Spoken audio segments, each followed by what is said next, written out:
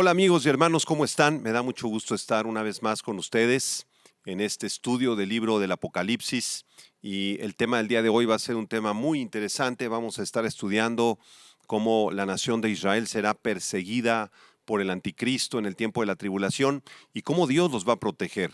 Y para ello les voy a pedir por favor que tomen su Biblia. Vamos a tener una lectura del Salmo 122 que nos invita a orar por la paz de Jerusalén. Dice así el Salmo 122: Yo me alegré con los que me decían, a la casa de Jehová iremos.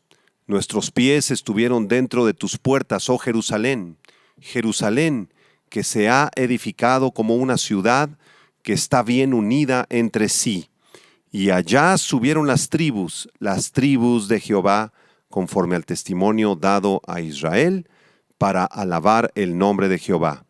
Porque allá están las sillas del juicio, los tronos de la casa de David. Pedid por la paz de Jerusalén, sean prosperados los que te aman. Sea la paz dentro de tus muros y el descanso dentro de tus palacios. Por amor de mis hermanos y mis compañeros, diré yo, la paz sea contigo. Por amor a la casa de Jehová, nuestro Dios, buscaré tu bien. Vamos a hacer una oración. Señor, te damos gracias porque tu palabra nos dice cuánto amas tú a la preciosa nación de Israel. Pedimos, como dice este salmo, por la paz de Israel y porque en tu próxima venida, Señor, ellos te encuentren, te reconozcan como su Mesías. En el nombre de Cristo lo pedimos.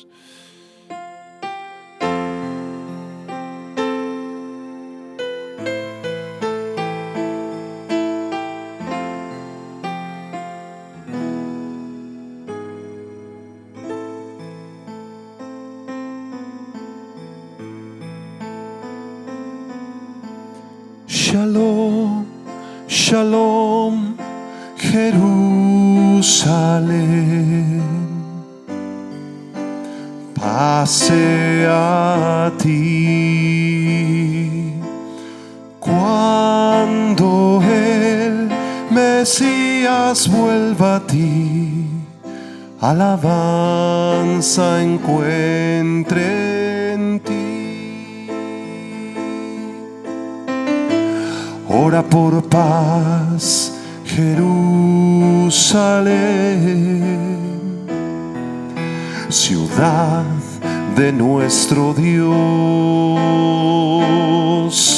Salvación fue derramada en ti y la unción del Señor. Gritarás al Santo Dios cuando una vez más en tus calles haya gozo y paz. En Yeshua Adonai. Shalom, shalom, Jerusalén. Pase a ti cuando el Mesías vuelva a ti. Alabanza encuentre en ti. Israel amado, mi hijo Efraín, qué emoción escucharte decir: el Mesías ya llegó. Mis hermanos, escúchenme y que penetre al corazón. Volvamos todos a adorar al Mesías, Adonai,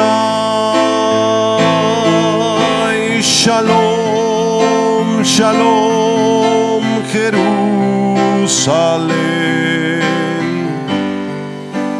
pase a ti. Cuando el Mesías vuelva a ti, alabanza encuentre en ti. Shalom, Shalom, Jerusalén, pase a ti. Cuando el Mesías vuelva a ti, alabanza encuentre en ti. Alabanza encuentre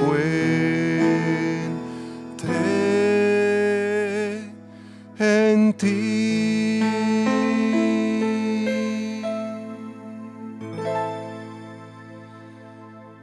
Vamos a disponer nuestros corazones para recibir la palabra de Dios.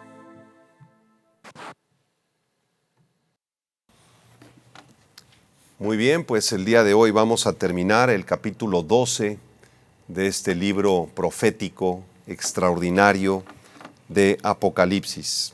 Así que abran sus Biblias, por favor, en Apocalipsis capítulo 12, versículos 13 al 17, en un tema que se titula La futura persecución contra Israel. Futura persecución contra Israel. Y dice así la palabra de Dios en Apocalipsis 12, versículos 13 en adelante. Y cuando vio el dragón que había sido arrojado a la tierra, persiguió a la mujer que había dado a luz al hijo varón. Y se le dieron a la mujer las dos alas de la gran águila, para que volase de delante de la serpiente al desierto, a su lugar, donde es sustentada por un tiempo y tiempos y la mitad de un tiempo. Versículo 15. Y la serpiente arrojó de su boca tras la mujer agua como un río, para que fuese arrastrada por el río. Pero la tierra ayudó a la mujer, pues la tierra abrió su boca y tragó el río que el dragón había echado de su boca. Entonces el dragón se llenó de ira contra la mujer y se fue a hacer guerra contra el resto de la descendencia de ella, los que guardan los mandamientos de Dios y tienen el testimonio de Jesucristo. A lo largo de la historia de la nación de Israel, esta ha sufrido el odio, el rechazo y la persecución más que ninguna otra nación que ha existido sobre la tierra. Parte de este sufrimiento ha sido debido al castigo de Dios para alejar a la nación de Israel de su propio pecado, de su idolatría, de su incredulidad y llevarla de regreso a un genuino camino de arrepentimiento. Dios en muchas ocasiones le advirtió a Israel acerca de las consecuencias de la desobediencia. En Deuteronomio capítulo 28 vemos cómo Dios le ofrece a Israel todas sus bendiciones si lo obedecen, pero también le promete a Israel maldiciones y castigo si lo desobedecían. Así que Dios ha enviado sus juicios y su castigo a la nación de Israel para que Israel regrese al Señor, para que Israel reconozca al Mesías y se arrepientan de su incredulidad. Pero por otra parte también la nación de Israel ha sufrido gran persecución y odio de parte de Satanás, actuando desde luego como un instrumento de Dios. Sin embargo, a diferencia de Dios, el propósito de Satanás no es llevar a la nación de Israel al arrepentimiento, sino es destruir a la nación de Israel, acabar con la nación de Israel y darle muerte a todos los judíos del mundo para frustrar el plan de Dios y los pactos que hizo Dios con su preciosa nación. La nación de Israel fue perseguida, fue torturada y fue amenazada durante el tiempo de los jueces y de los reyes por sus enemigos, los filisteos, los amorreos, los madianitas y muchos otros pueblos que se oponían a la nación de Israel. Más tarde, el reino del norte fue conquistado por los asirios en los tiempos del rey Tiglat-Pileser en el año 722 a.C. A esto le siguió la conquista del reino del sur, del reino de Judá, a mano de los babilonios y el rey Nabucodonosor. En el año 586, Nabucodonosor entra a la ciudad de Jerusalén, destruye todo lo que hay en el templo y lleva al exilio a millones de judíos. Como resultado de estas conquistas, la nación de Israel nunca jamás volvió a ser independiente y se convirtió desde aquellos años en súbdita de los poderes extranjeros de Asiria, de Babilonia, de Medo-Persia, de Grecia y de Roma, para después terminar siendo exiliados y dispersados por todas las naciones de la tierra. Desde los tiempos del Señor Jesucristo y hasta la actualidad, la nación de Israel también ha sido perseguida brutalmente en estos 2000 años de historia del cristianismo. La primera persecución trágica ocurrió durante la primera cruzada. Del año 1095 al año 1099, los ejércitos de los cruzados, dirigidos por el Papa desde Roma hacia la ciudad de Jerusalén en Palestina, destruyeron cientos de casas y poblados de los judíos y masacraron a sus habitantes. Cuando los cruzados por fin llegaron a la ciudad de Jerusalén, como lo vemos ahí en la lámina, en el año 1099 después de Cristo, reunieron a la población judía de Jerusalén en una sinagoga y les prendieron fuego hasta la muerte. La mayoría de los judíos de aquel tiempo en Jerusalén murieron debido a estos cruzados que, bajo el afán de reconquistar la ciudad de Jerusalén, porque pensaban que Cristo establecería ahí su reino, arrasaron con hombres, con mujeres, con niños y niñas, judíos, sin ninguna misericordia. Los judíos que sobrevivieron de esta cruzada fueron vendidos como esclavos más tarde por los ejércitos de los cruzados. Más tarde, después en la historia, encontramos al rey Eduardo I en Inglaterra, que desterró a todos los judíos de su país en el año 1290 y no se les permitió regresar a Inglaterra hasta la época de Oliver Cromwell, este héroe muy controvertido, por cierto, de la historia de Inglaterra, cristiano, puritano, quien les permitió el acceso hasta el año 1590-1600. Francia no se quedó atrás y también expulsó a los judíos de ese país en el año 1306 y unos años después España hizo lo mismo. En el año 1492, curiosamente fue el año de la expedición de Cristóbal Colón para descubrir el Nuevo Mundo. En este año 1492, la reina Isabel la Católica, casada con su primo hermano don Fernando de Aragón, expulsaron a los judíos de su país.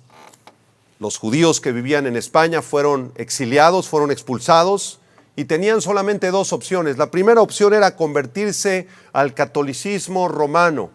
Por eso se le llama a esta reina Isabel la Católica, porque ella profesaba esa religión igual que su esposo.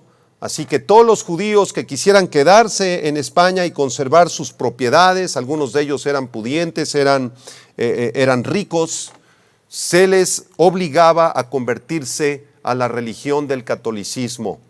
Si ellos accedían, entonces se les permitía quedarse en España, pero se les confiscaban, por no decir que se les robaban todas sus propiedades y más adelante de todas maneras se les asesinaba.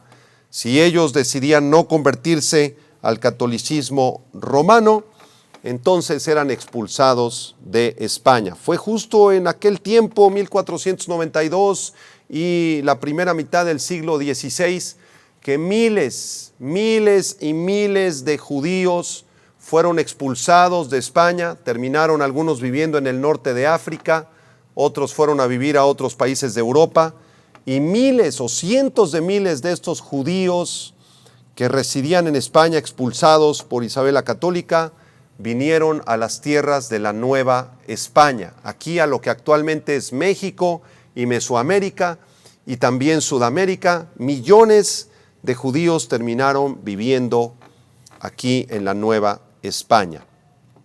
Durante toda la Edad Media también a los judíos se les culpó de varios desastres naturales, como el de la peste bubónica de 1348 a 1350, y fueron salvajemente perseguidos en Europa. Por si fuera poco, en el siglo XIX surgió nuevamente un estallido de antisemitismo en Rusia, donde los judíos fueron culpados del asesinato del zar Alejandro II en 1881. Y durante las siguientes 4 décadas hubieron asesinatos en masa en toda Rusia de decenas de millares de judíos, y otros cientos de miles fueron expulsados de sus casas. El gobierno de Stalin más adelante persiguió a los judíos en Rusia y no le importó dejar sin padres a miles de niños judíos, asesinando a sus papás. Sin embargo, la hora más oscura de la persecución satánica en contra del pueblo judío llegó a principios de los años 30 del siglo pasado, del siglo XX, cuando el partido nazi llegó al poder en Alemania y sus demenciales teorías raciales se convirtieron en políticas de Estado. A diferencia de los demás regímenes que precedieron al del maniático Hitler, él no solo persiguió a los judíos, sino que quiso exterminar a todos los judíos del mundo. Quiso asesinar a toda la nación de Israel, abriendo los terribles campos de concentración de Auschwitz y otros más, donde millones y millones de mujeres, hombres y niños fueron encerrados, fueron violados, fueron maltratados, humillados y llevados a estos campos de concentración para ser asesinados en los hornos donde se les ejecutaba. Esto fue una de las masacres más terribles. Hitler propuso de esta manera ponerle solución final al problema judío. El problema judío, de acuerdo a este régimen de Hitler, es que Hitler se sentía superior. La raza alemana, la raza blanca, era supuestamente, de acuerdo a las tesis de Hitler en su libro Mi lucha, que escribió desde la cárcel pocos años antes de que fuera el presidente de la Alemania nazi. Él decía que todas las demás personas que no fueran de esas características arias eran inferiores y había que conquistarlas, y especialmente había que exterminar a los judíos. Así que en esta masacre, como ya vimos en las ilustraciones, en esas fotografías terribles que nos sensibilizan el corazón, cómo Hitler mató a más de 6 millones de judíos, que era la mitad de la población judía de Europa, fueron salvajemente asesinados por este maniático poseído por Satanás, Adolfo Hitler. A pesar de todas estas persecuciones a lo largo de los siglos, es maravilloso y es extraordinario ver cómo nuestro Dios ha protegido a su nación, a su pueblo escogido, el pueblo de Israel. Y este extraordinario milagro lo podemos ver reflejado en aquella misteriosa zarza ardiente. Como dice un comentarista, John Phillips, aquella zarza que ardía y resplandecía, pero a pesar del crepitar del fuego no se consumía. Aquella zarza simboliza claramente a la nación de Israel, que no se consume a pesar del odio incesante de sus enemigos, ya que Dios está en medio de Israel.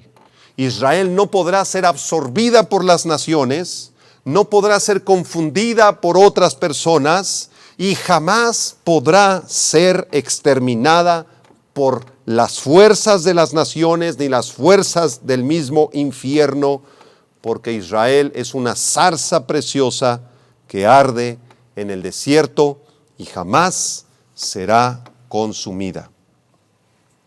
El deseo del pueblo judío y desde luego del pueblo cristiano y del resto del mundo, que está más o menos en su sano juicio, es que el exterminio en masa efectuado por los nazis nunca más se repita. Sin embargo, la Biblia profetiza, la Biblia nos enseña que en un futuro habrá más sufrimiento para la nación de Israel, que la persecución y el exterminio o el intento de exterminio sobre esta preciosa nación será el más terrible y el más intenso como nunca antes ha ocurrido. Este tiempo se le llama en la Biblia el tiempo de angustia para Jacob, Jeremías 30, versículo 7. Y Jesús describió este tiempo como una gran tribulación, Mateo 24, 21, cual no la ha habido desde el principio del mundo hasta ahora, ni la habrá. Así que los 7 años que se están esperando en un futuro, como el cumplimiento de la 70ª semana de Daniel, serán los años más difíciles para la nación de Israel. Por 2 motivos. En primer lugar, porque Dios derramará su ira final sobre el mundo incrédulo y no arrepentido, y también sobre los judíos no arrepentidos que decidan negar al Mesías en aquel tiempo. Pero en segundo lugar también porque Satanás hará un intento inútil para evitar que Jesucristo venga a reinar sobre el trono de David y sobre el trono de Israel. Así que Satanás tratará en aquellos años de destrozar a la nación de Israel, como lo ha intentado a lo largo de la historia de la humanidad. Todos los intentos fracasados del diablo no tendrán éxito, porque al final, durante este tiempo de la tribulación, los judíos mirarán a quien traspasaron y llorarán como se llora por hijo unigénito, afligiéndose por él como quien se aflige por el primogénito. Zacarías 12:10. Esta profecía dice que los judíos podrán ver al Mesías, podrán contemplar la belleza del Evangelio, y algunos de ellos, un remanente de entre todos los judíos del mundo en aquellos años, se convertirán al Señor Jesucristo. Esta visión de la futura conversión de Israel en la tribulación la tuvo el profeta Daniel. Vamos por favor a Daniel capítulo 12, versículos del 1 al 13. Vamos a leer todo el capítulo brevemente. Y aquí en este capítulo 12, Daniel alcanzó a ver ese tiempo tan difícil para la nación de Israel y a la vez tan glorioso porque el Mesías vendrá a salvarlos. Daniel capítulo 12, versión Reina Valera, dice así: En aquel tiempo se levantará Miguel, el gran príncipe que está de parte de los hijos de tu pueblo, y será tiempo de angustia, cual nunca fue desde que hubo gente hasta entonces. Pero en aquel tiempo será libertado tu pueblo, todos los que se hallen escritos en el libro. Daniel dice aquí que vendrá un tiempo de gran angustia para Israel, pero que al mismo tiempo Dios los libertará a aquellos que se encuentren escritos en el libro de la vida. Versículo 2. Y muchos de los que duermen en el polvo de la tierra serán despertados, unos para vida eterna y otros para vergüenza y confusión perpetua. En este versículo 2, Daniel está viendo 2 resurrecciones. En primer lugar, la resurrección de Israel, cuando Jesucristo regrese a reinar y establecer su reino aquí en el mundo. Los judíos muertos de todos los tiempos que creyeron en Dios y que conocieron al Mesías o que se entregaron a Dios por medio de la fe en el Mesías, resucitarán. Y 1000 años después, al final del milenio, Apocalipsis 20, se levantarán los incrédulos. También resucitarán para vergüenza y confusión perpetua. Versículo 3, Daniel 12:3. Los entendidos resplandecerán como el resplandor del firmamento, y los que enseñan la justicia a la multitud, como las estrellas a perpetua eternidad. Pero tú, Daniel, cierra las palabras y sella el libro hasta el tiempo del fin. Muchos correrán de aquí para allá y la ciencia se aumentará. La profecía del versículo 4 de que la ciencia aumentaría, ya la estamos viendo actualmente. Versículo 5. Y yo, Daniel, miré, y he aquí otros dos que estaban en pie, el uno de este lado del río y el otro al otro lado del río. Y dijo uno al varón vestido de lino que estaba sobre las aguas del río: ¿cuándo será el fin de estas maravillas? Y oí al varón vestido de lino que estaba sobre las aguas del río, el cual alzó su diestra y su siniestra al cielo y juró por el que vive por los siglos, que será por tiempo y tiempos y la mitad de un tiempo. Y cuando se acabe la dispersión del poder del pueblo santo, todas estas cosas serán cumplidas.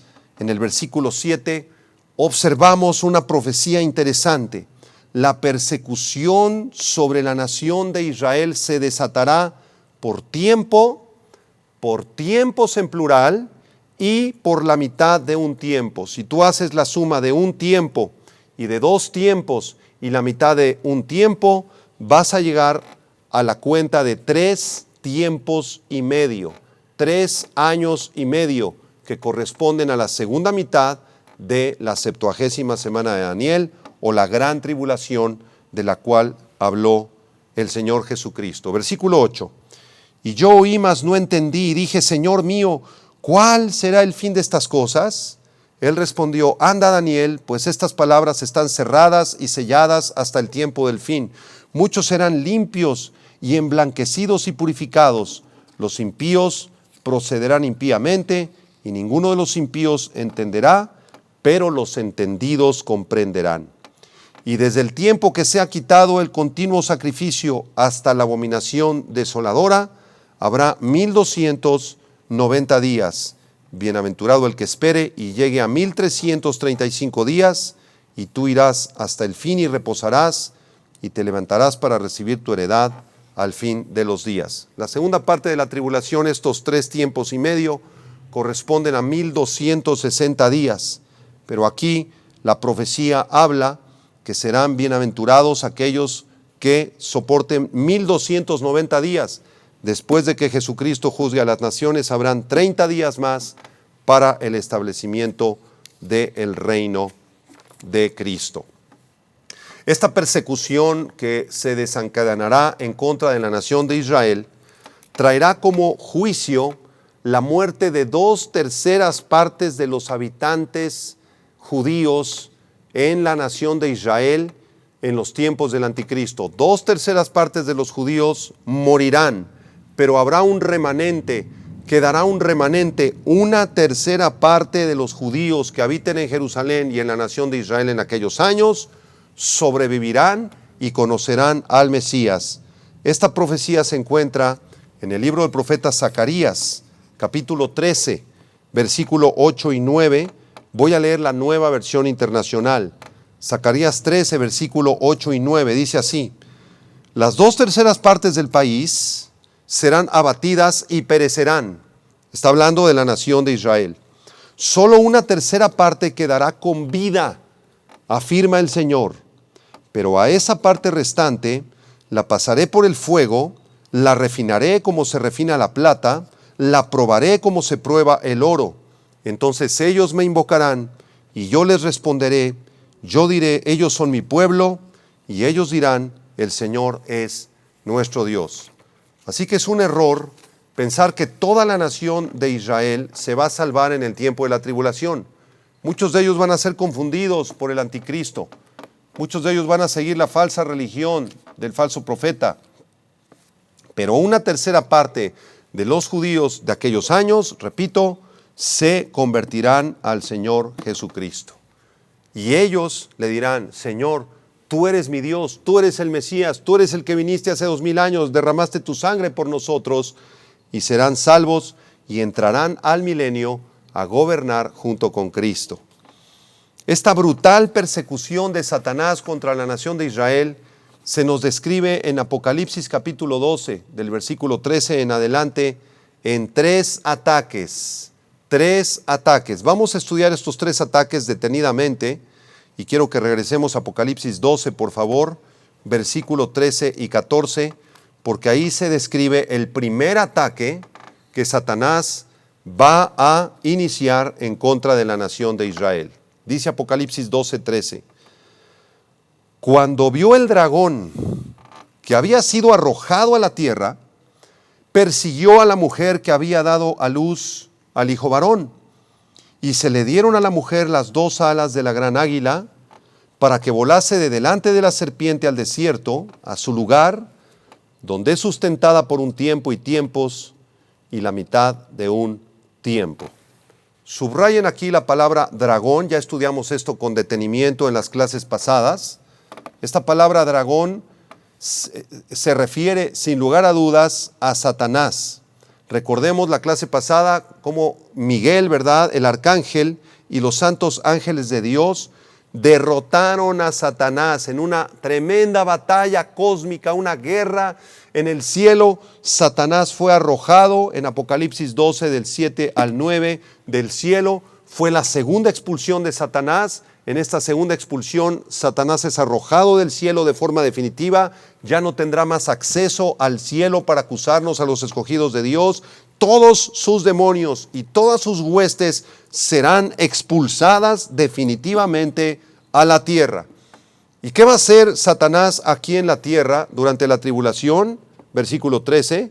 Comenzará a perseguir a la mujer que había dado a luz al hijo varón. Esta mujer, como ya lo vimos también anteriormente, representa a la nación de Israel.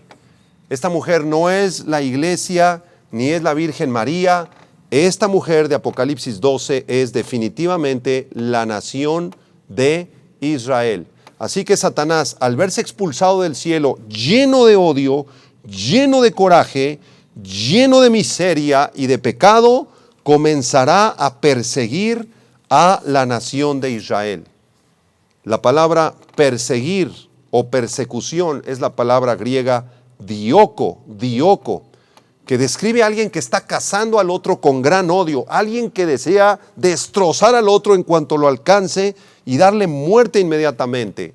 Así que Satanás perseguirá con un acoso terrible, hostil, lleno de odio a los judíos cuando ellos estén yendo o escapándose al desierto. Esta huida a la mitad de la tribulación la describió con detalle el Señor Jesucristo.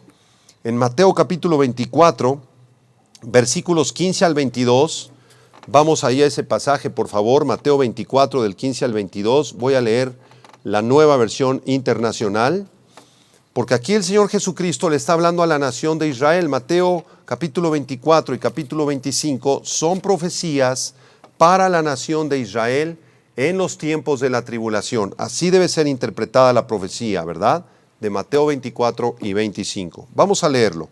Mateo 24, 15, Nueva Versión Internacional. Así que cuando vean en el lugar santo el horrible sacrilegio de la que habló el profeta Daniel, el que lee entienda, los que estén en Judea huyan a las montañas. El que esté en la azotea no baje a llevarse nada de su casa, y el que esté en el campo no regrese para buscar su capa. Qué terrible será en aquellos días para las que estén embarazadas o amamantando. Oren para que su ida no suceda en invierno ni en sábado, porque habrá una gran tribulación, como no la ha habido desde el principio del mundo hasta ahora, ni la habrá jamás. Si no se acortaran esos días, nadie sobreviviría, pero por causa de los elegidos se acortarán. Este horrible sacrilegio del cual está hablando aquí el Señor Jesucristo será seguramente un sacrificio de un animal inmundo acompañado de palabras de blasfemia por parte del anticristo. Recordemos que el anticristo va a hacer un acuerdo de paz y va supuestamente a ser el protector de la nación de Israel, va a ser el guía, el líder, el gran profeta, como si fuera el Mesías que Por cierto, los judíos están esperando al Mesías. Entonces, cuando aparece el anticristo vestido de blanco, haciendo milagros y hablando de Dios y haciendo maravillas y señales, va a engañar a la nación de Israel, les va a prometer paz, les va a prometer ser su Mesías, les va a prometer protección. En el pacto que ya vimos en el primer jinete de Apocalipsis, capítulo 6, versículo 1 al 3. Pero a la mitad de la 70ª semana de Daniel, a la mitad de estos 7 años, justo a los 3 años y medio, tiempo, si la mitad de un tiempo, como lo vimos ya en Daniel 12, el anticristo se va a descarar, va a romper el pacto de paz con la nación de Israel, va a entrar al templo y va a cometer una blasfemia en el templo, va a sacrificar un animal inmundo, va a comenzar a hablar en contra de Dios, en contra del Mesías de Dios, y va a comenzar a perseguir brutalmente a la nación de Israel. No habrá tiempo para que nadie del pueblo de Israel regrese a su casa para recoger sus pertenencias. Las muchachas que estén embarazadas, las que tengan niños chiquitos, van a ser más vulnerables. Dios va a tener que intervenir en aquellos días y va a ser aquellos días más cortos para darle oportunidad a sus escogidos de escaparse de la persecución terrible del anticristo. La situación de Israel en aquel tiempo, a la mitad de la semana 70 de Daniel, va a ser desesperada, va a ser angustiante. No van a tener agua para beber, no va a haber comida que ellos puedan llevarse. Muchos van a salir tal vez sin su calzado, solamente con lo que lleven puesto, con sus niños en brazos. Van a sufrir hambre, van a sufrir frío, van a sufrir toda clase de necesidades. Y entonces se cumplirá la profecía que Jesucristo pronunció en Mateo capítulo 25, versículo 31 al 40. Se las voy a leer en la Nueva Versión Internacional. Esto es precioso, es maravilloso. Mateo 25, 31 al 40, Nueva Versión Internacional, dice: cuando el Hijo del Hombre venga en su gloria con todos sus ángeles, se sentará en su trono glorioso. Todas las naciones se reunirán delante de él, y él separará a unos de otros, como separa el pastor las ovejas de las cabras. Pondrá las ovejas a su derecha y las cabras a su izquierda. Fíjense el versículo 34, pon atención. Entonces dirá el rey a los que están a su derecha: vengan ustedes a quien mi Padre ha bendecido, reciban su herencia, el reino preparado para ustedes desde la creación del mundo. Porque tuve hambre y ustedes me dieron de comer. Tuve sed y me dieron de beber. Fui forastero y me dieron alojamiento. Necesité ropa y me vistieron. Estuve enfermo y me atendieron. Estuve en la cárcel y me visitaron. Y le contestarán los justos: Señor, ¿cuándo te vimos hambriento? ¿Cuándo te alimentamos? ¿O cuándo te vimos sediento y te dimos de beber? ¿Cuándo te vimos como forastero y te dimos alojamiento, o necesitado de ropa y te vestimos? ¿Cuándo te vimos enfermo o en la cárcel y te visitamos? Y el rey les responderá: les aseguro que todo lo que hicieron por uno de mis hermanos, aún por el más pequeño, lo hicieron por mí. Muchas veces leemos este pasaje en Mateo 25 y lo aplicamos a la iglesia.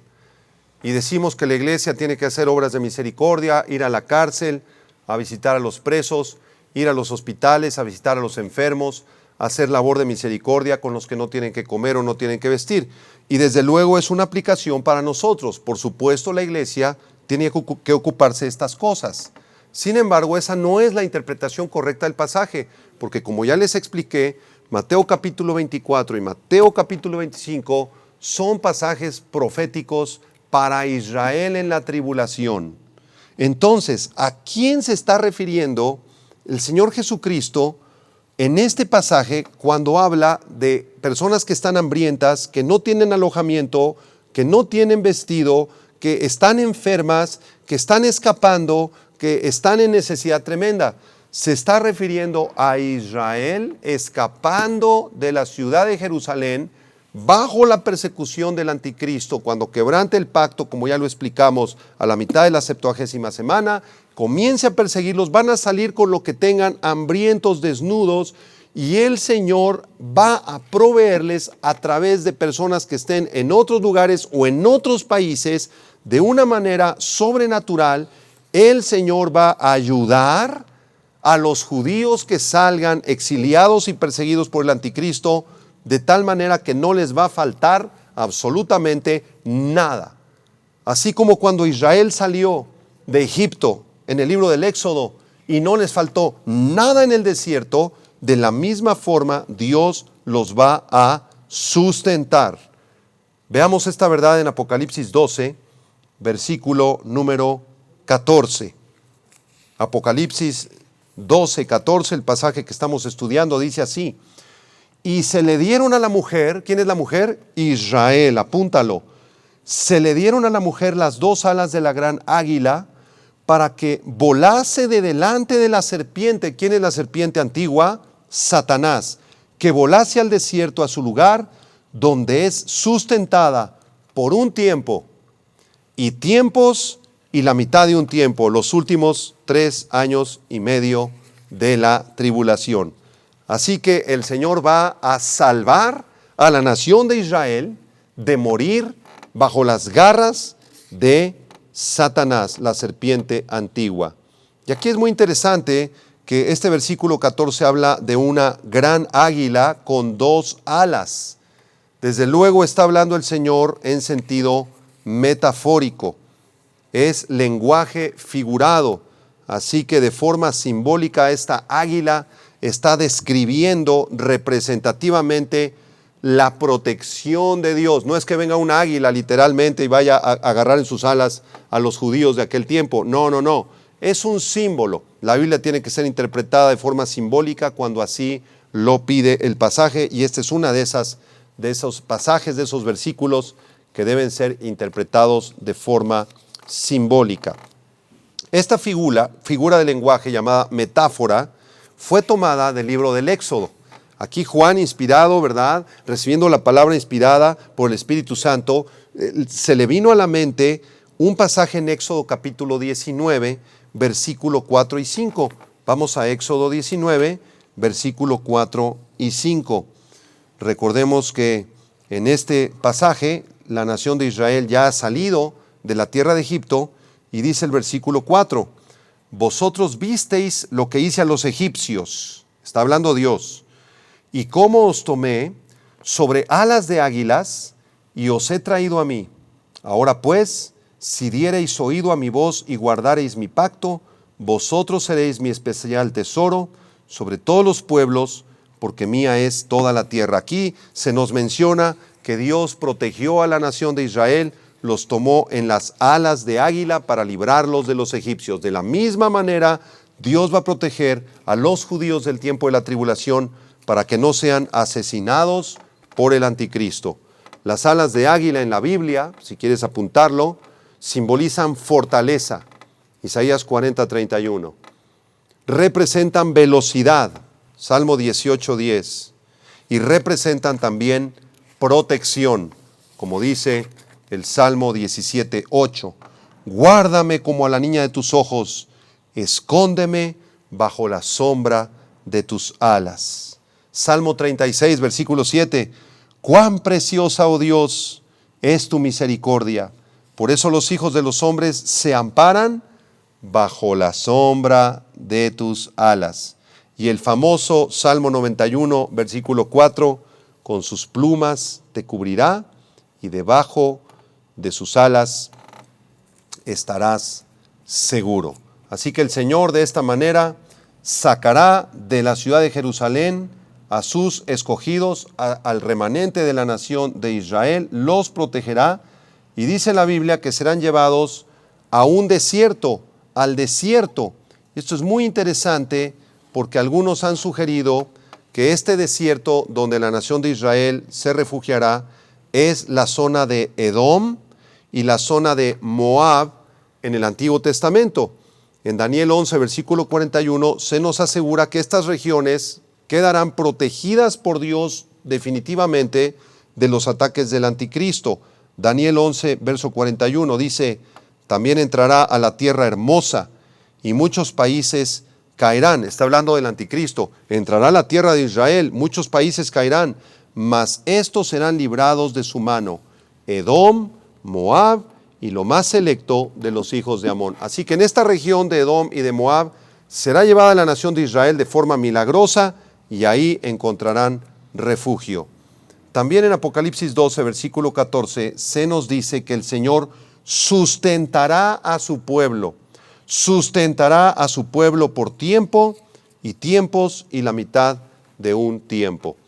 Esta palabra sustentar se refiere a alimentar y proveer a la nación de Israel en todas sus necesidades.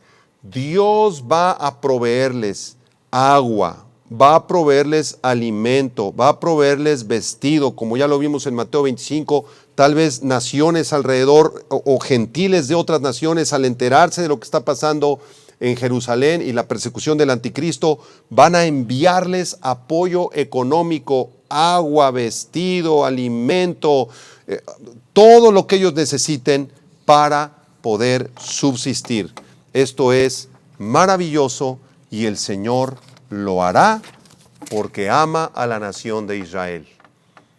En la palabra de Dios se nos dice que nuestro Dios nos proveerá, que por nada estemos afanosos, que Dios proveerá todo lo que necesitemos, sustento y abrigo.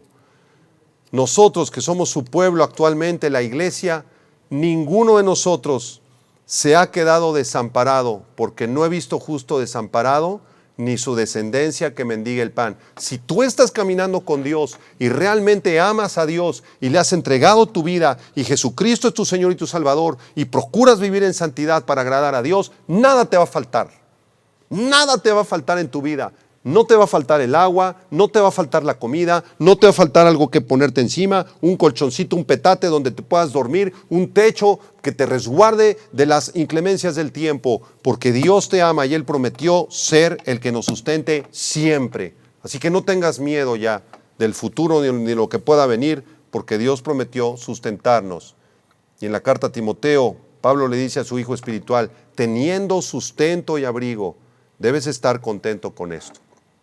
Cuánto más si Dios ha sustentado a su preciosísima iglesia, va a sustentar a su pueblo escogido, la preciosísima nación de Israel. Y quiero que reflexionen por un momento cómo ama Dios a Israel. A pesar de que Israel lo rechazó al Mesías y lo sigue rechazando y se siguen burlando del Mesías y se siguen burlando de los cristianos y de la iglesia y rechazan el Nuevo Testamento y siguen engañados en una falsa religión, a pesar de todo esto, Dios los sigue amando.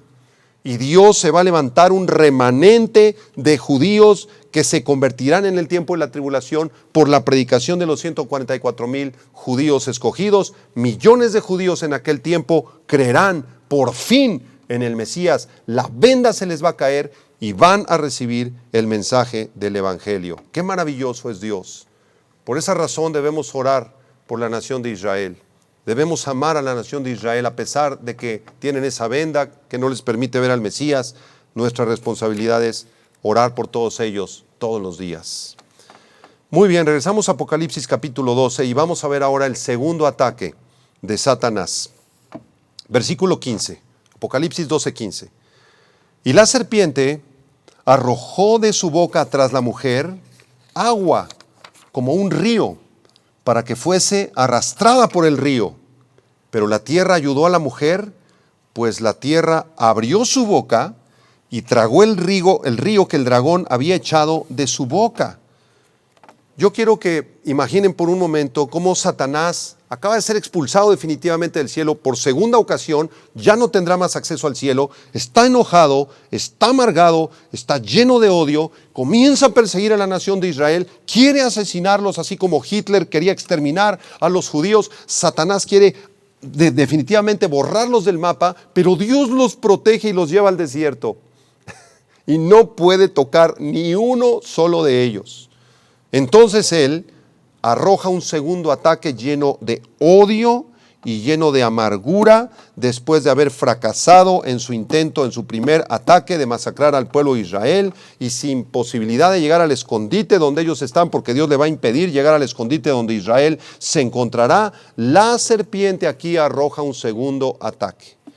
Aquí la serpiente desde luego no es real, igual que el águila del versículo anterior, sino que está representando simbólicamente a Satanás. Entonces, si la serpiente del versículo 15 es una representación de Satanás, el río, que también está en el versículo 15, es también simbólico. Esta metáfora de un río de maldad proviene una vez más del Antiguo Testamento, donde las inundaciones o los ríos a veces representan o simbolizan problemas, desgracias o ataques del diablo. Apunta a esto. Entonces esto no es un río literal que vaya a salir de la boca de Satanás, porque Satanás es un ser espiritual, ni siquiera es un ser físico. Entonces, este río está representando un problema, un ataque, una desgracia que él quiere enviar sobre la nación de Israel.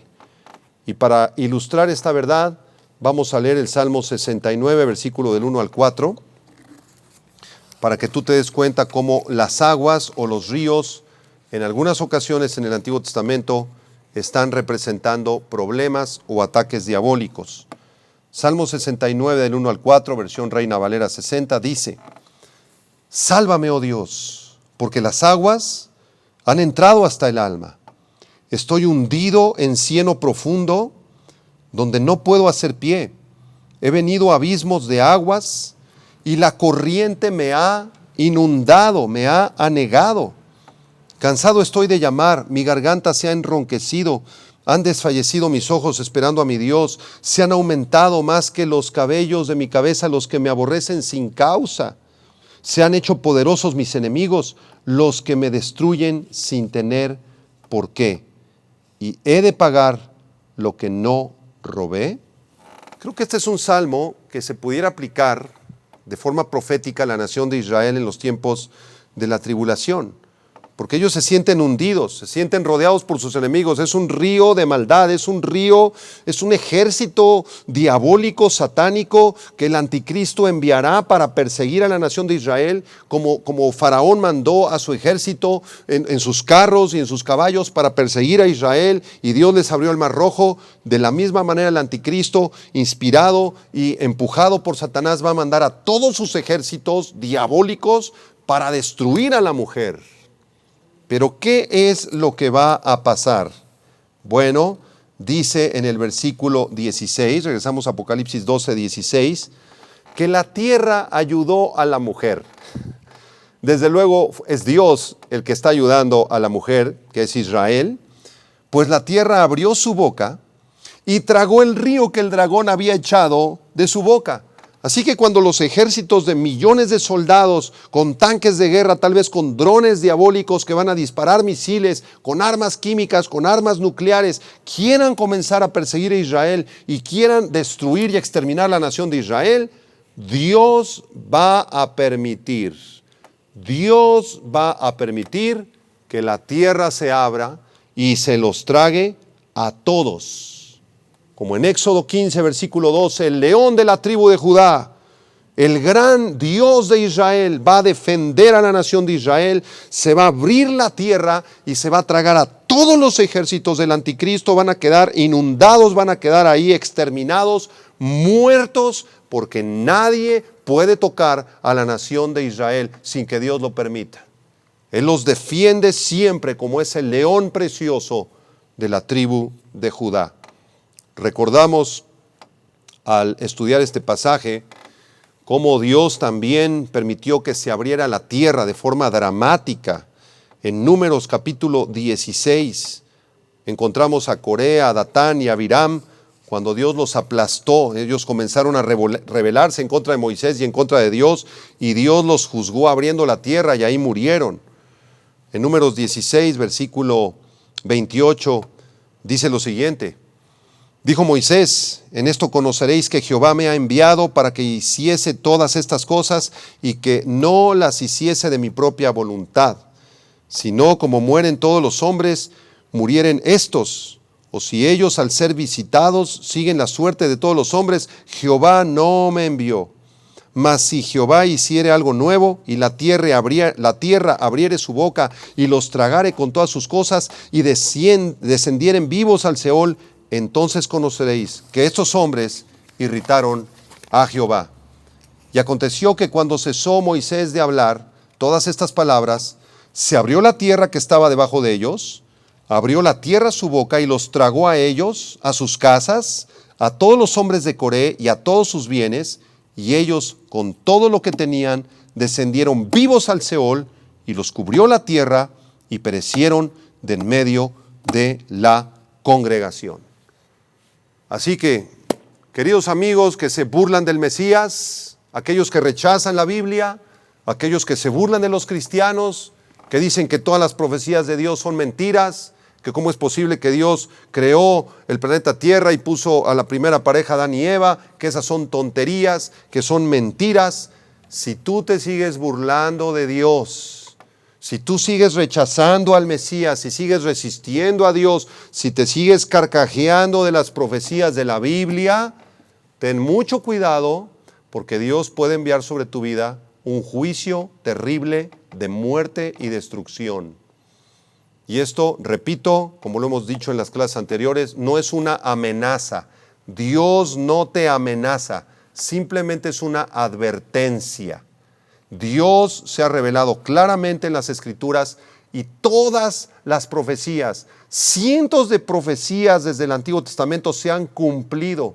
Solamente en la vida de Jesucristo, en su muerte y resurrección, se cumplieron docenas de profecías escritas por los profetas con 600, 700 años de anticipación. Entonces, este libro no es cualquier libro, es la palabra de Dios y lo hemos demostrado muchas veces.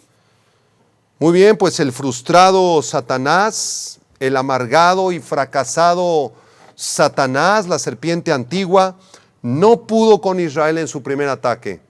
Tampoco pudo con Israel en su segundo ataque. La tierra se tragó al ejército que les mandó para destruirlos. Entonces, Satanás encabezará un tercer y último ataque en este pasaje. Apocalipsis 12, versículo 17, el tercer ataque de Satanás. Entonces el dragón se llenó de ira contra la mujer y se fue a hacer guerra contra el resto de la descendencia de ella, los que guardan los mandamientos de Dios y tienen el testimonio de Jesucristo. El fracasado y frustrado dragón, el diablo, al ver fracasados sus dos primeros ataques, se llena de ira, más ira contra la mujer, debido a la incapacidad para destruirla, y entonces deja en paz por fin a la mujer. Aunque Satanás posiblemente sepa en dónde está refugiada la mujer, tal vez en la ciudad de Petra, en los desiertos de Moab o de Edom, él sabe la localización, pero hay un escudo protector, como dice el Salmo 5, alrededor de Israel, y él no va a poder pasar. Sus ejércitos quedaron exterminados, tragados literalmente por la tierra. Entonces Satanás, en la segunda parte de la tribulación, va a dirigir su furia, versículo 17, contra el resto de la descendencia de la mujer. Recordemos que la mujer representa a Israel. Entonces Satanás va a concentrar toda su furia para intentar destruir a los 144,000 evangelistas judíos que aparecen en Apocalipsis 7 y en Apocalipsis 14, porque ellos no se encuentran en Israel en ese momento, al menos no todos, no se encuentran en Jerusalén donde ocurre este ataque, sino que se encuentran dispersados por todas las naciones. Entonces Satanás va a querer destruir como se pueda, ¿verdad?, a estos 144,000 jovencitos judíos evangelistas. ¿Y sabes algo? No va a poder tampoco con ellos, porque como ya lo estudiamos en Apocalipsis 7, están sellados en la frente, tienen el sello en su frente, el nombre de Dios, y nada ni nadie podrá destruir estos 144,000 jovencitos. El Salmo 91, como ya lo explicamos en aquellas clases, es un salmo profético que se aplica a estos 144,000 jovencitos. El que habita al abrigo del Altísimo morará bajo la sombra del Omnipotente. Diré yo a Jehová, esperanza mía, castillo mío, mi Dios en quien confiaré. Él te librará de la peste destructora. Él te librará de todos los ataques de Satanás. Así que el dragón querrá atacarlos a ellos y también a todos los creyentes gentiles de la tribulación, al pueblo no judío que se convirtió, porque van a haber millones de conversiones en la tribulación, debido a la predicación de los 2 testigos, debido a la predicación de los 144,000 elegidos y debido a la predicación hasta de un ángel, como vamos a ver después en el capítulo 15, que va a predicar el evangelio en toda la atmósfera terrestre. Entonces, millones de personas se convertirán a Cristo. Y ellos también, de forma espiritual, son la descendencia de la mujer. Gálatas 3, versículo 7. Gálatas 3, 7 dice: sabed por tanto que los que son de fe, estos son hijos de Abraham. Si tú tienes la fe en Cristo, si tú conoces a Jesucristo, tú eres de la fe de Abraham. Aunque no somos la descendencia genética, muchos de nosotros, de Abraham, a menos que seas de los judíos que salieron de España cuando fueron expulsados por la reina Isabel la Católica y Fernando de Aragón, y llegaste a Perú, llegaste a Brasil, llegaste a Argentina, llegaste a México, ¿verdad? Y tal vez en tu genética tienes genes de Abraham. Bueno, eso no importa, porque la genética no salva a nadie. Si ese es tu caso, con mayor responsabilidad, tienes que orar por la nación de Israel. Pero si tú no tienes ningún gen de Abraham, pero crees en Jesucristo, de todas maneras, en Gálatas 3, versículo 7, se nos enseña que tú eres hijo de Abraham por la fe. Los que guardan los mandamientos serán perseguidos por Satanás en su furioso intento de destruir a los creyentes. Regresamos a Apocalipsis 12, versículo 17 para terminar. Dice aquí que el dragón se llena de ira, se va contra la descendencia de la mujer, que son los 144,000, los judíos convertidos en la diáspora en todo el mundo, y también los gentiles convertidos, que somos descendencia espiritual de Abraham. Y después se nos describe quiénes son ellos: los que guardan los mandamientos de Dios y tienen el testimonio de Jesucristo. ¿Qué quiere decir esto? Aquí se nos dan 2 características de un verdadero creyente. Número 1, los que guardan los mandamientos de Dios. Un verdadero creyente es alguien que guarda en su corazón los mandamientos de Dios. La palabra mandamientos en el griego, entolé, es una palabra muy empleada por el apóstol Juan, autor de Apocalipsis, del Evangelio de Juan y de las cartas, para referirse a los mandamientos dados en el Nuevo Testamento. Por ejemplo, en Juan 14:15, Jesucristo dice: si me amáis, guardad mis mandamientos. Juan 14:21, el que tiene mis mandamientos y los guarda, ese es el que me ama, y el que me ama será amado por mi Padre, y yo lo amaré y me manifestaré a él.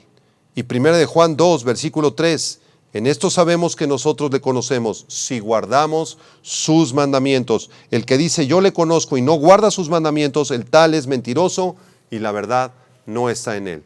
Entonces quiero preguntarte, si tú realmente eres cristiano, si realmente amas a Cristo, ¿guardas sus mandamientos en tu corazón? ¿Obedeces los mandamientos de Dios? ¿Te mantienes en pureza sexual, sin voltear a ver otra mujer que no sea tu esposa?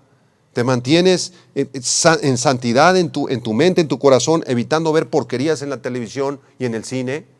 ¿Te mantienes en una vida de oración constante, de lectura de la palabra, de reflexión constante, de oración por el pueblo de Israel? ¿Le predicas a las almas perdidas? Porque si realmente amas a Cristo, guardas sus mandamientos. Esa es la primera característica de un verdadero cristiano. Y en segundo lugar, dice el verso 17, los que tienen el testimonio de Jesucristo. Esta expresión, el testimonio de Jesucristo, no se refiere al testimonio acerca de Jesucristo, sino el testimonio que Jesucristo dio, las verdades que enseñó y que están reveladas en el Nuevo Testamento, ¿sí? Entonces esta expresión, el testimonio de Jesucristo, no se refiere aquí al testimonio que tú des de Jesucristo a otra persona, sino que se refiere a las verdades que Jesucristo enseñó guardadas en tu corazón. Todo el cuerpo de doctrina bíblica viviendo en tu corazón. Así que Al igual que los primeros dos ataques, este tercer ataque también fracasará. Satanás ha fracasado siempre y fracasará en el tiempo de la tribulación también.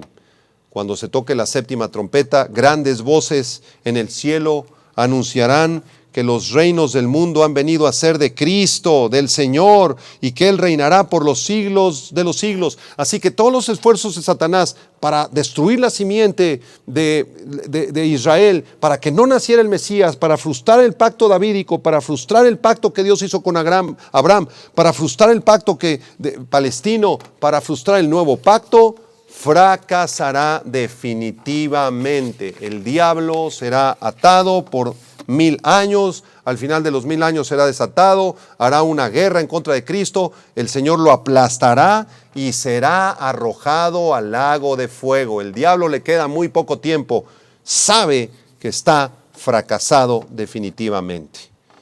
Un comentarista, para terminar este capítulo, dice lo siguiente: el sufrido pueblo de Israel, para ellos la hora más sombría está aún por llegar, pero será seguida de un glorioso amanecer. El remanente elegido de Israel, después de sobrevivir a las más salvajes persecuciones en la larga historia de su nación, serán salvos al fin y disfrutarán de las bendiciones del reino milenario, como escribió el apóstol Pablo en Romanos 11:26, y luego todo Israel será salvo, como está escrito. Este todo Israel se refiere al Israel escogido de la tribulación. La tercera parte, como ya lo vimos en el estudio, que se salvarán y entrarán al reino milenario de Cristo.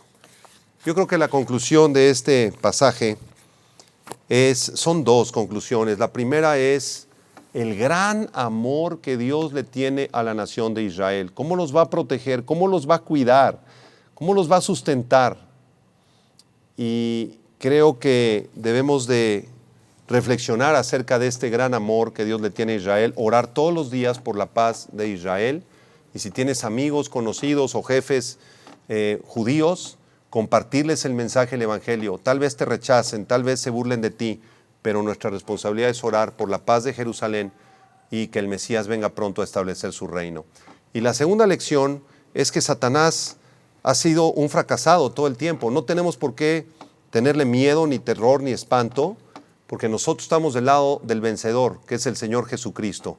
Así que este tiempo que estamos viviendo de coronavirus, de tensiones, de presiones, de guerras, de enfermedades, se va a terminar y pronto Jesús regresará a establecer su reino. Así que cobra ánimo, ten ánimo, sigue confiando en Dios, sigue guardando sus mandamientos, sigamos orando, sigamos clamando a Dios, porque su venida está muy, muy cercana. Oremos.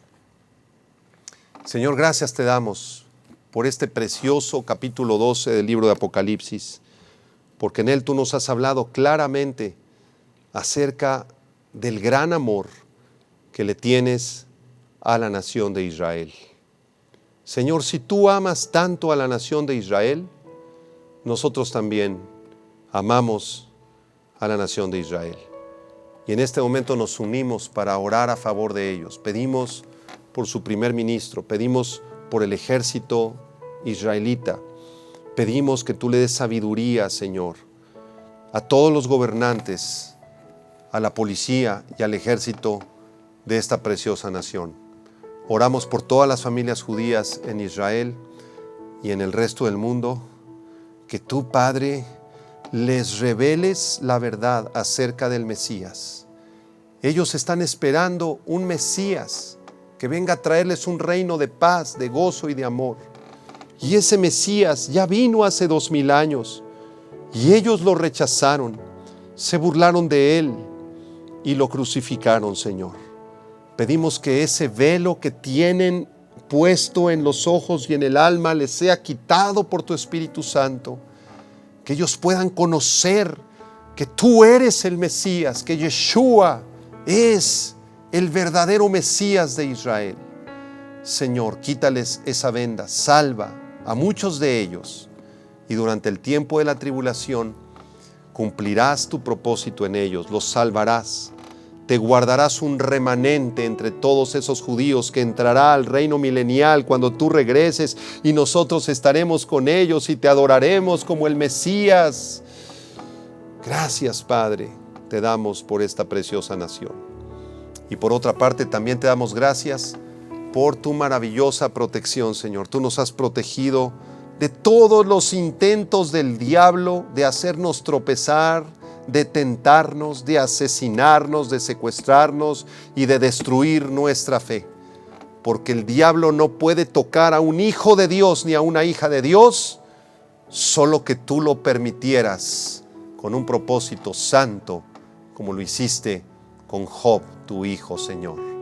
Pero aun si tú le permitieras tocar alguna de nuestras vidas, nunca podrá tocar nuestra fe, nunca podrá romper nuestra confianza en ti, porque la verdadera fe salvadora en Cristo Jesús es inquebrantable. Gracias te damos por estas promesas maravillosas. Te adoramos y te bendecimos, maravilloso Dios de Israel. Amén y amén. Que Dios te bendiga. Vida Nueva para el Mundo se sostiene y propaga el mensaje de salvación